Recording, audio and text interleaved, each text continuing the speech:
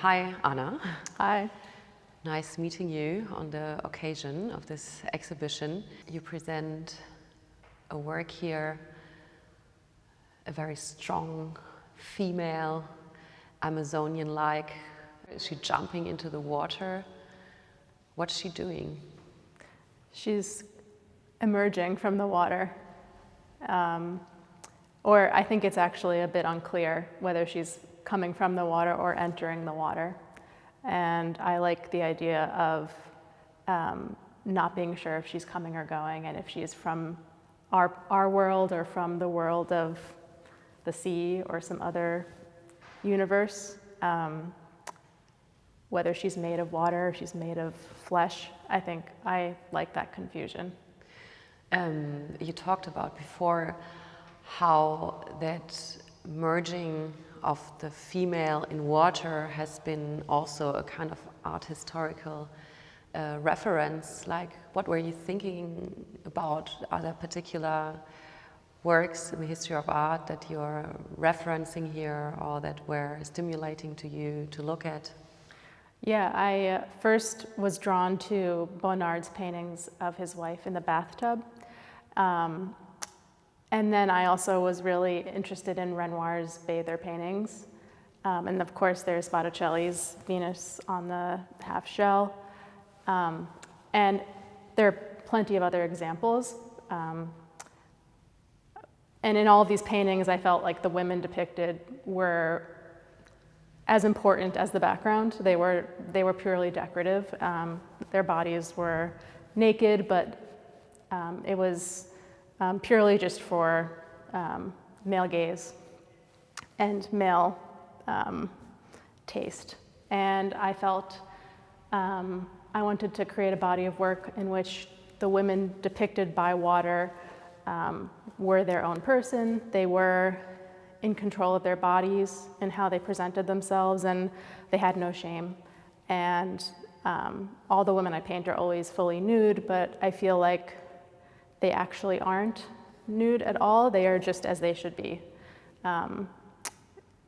So this is an example of that, and I feel like a lot of the figures are feminine and masculine. They're voluptuous and muscular. They're soft but strong, and it's always my goal to kind of depict women in a way that I identify with, because I think there are so few images of women that I identify with generally in popular culture. Your other works also play a lot with sculpturing a body in a certain way. Why do your women have all these muscles? Is it about the expansion of the body to create presence? I mean, to create presence in the picture. Is there a formal aspect as well?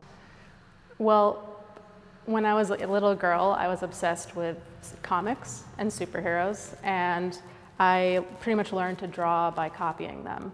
So I would draw pretty much exclusively the male form and was really obsessed with the muscles. And I read anatomy books, and I memorized how to draw every single muscle, and for some reason I was obsessed with it.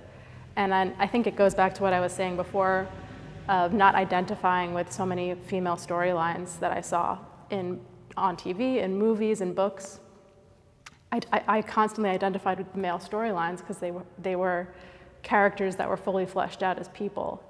And it wasn't until, I would say, recently, even a few years before grad school, when I started to question why I would only depict these male figures, I wanted to find a way to depict women that I identified with.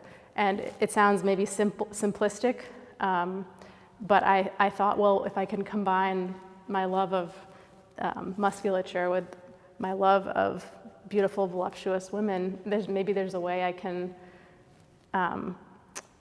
create a being that is seductive and strong, and someone who I see myself in, even though I don't look like that at all. But it also goes to what you were saying about expansion. I like the idea that there is no there is no ending bound to their body. They can move and expand and contract in any way they wish. The rules of gravity and anatomy don't apply to these women. They have full control over their bodies, and that just makes me happy.